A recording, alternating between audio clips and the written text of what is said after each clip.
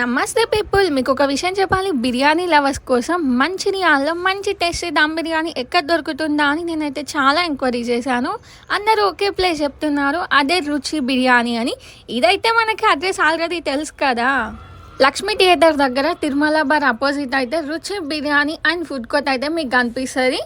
వీళ్ళైతే ఎప్పటికీ ఏదో ఒక ఆఫర్ పెడుతూనే ఉంటారు. సరే, ఈసారి కూడా ఏం ఆఫర్ పెట్టారు అని అయితే ఒకసారి వెళ్ళి చూద్దామని అయితే వెళ్ళిన. కానీ ఈసారి డిసెంబర్ 31కి ఒక మంచి ఆఫర్ అయితే వీళ్ళు పెట్టారు.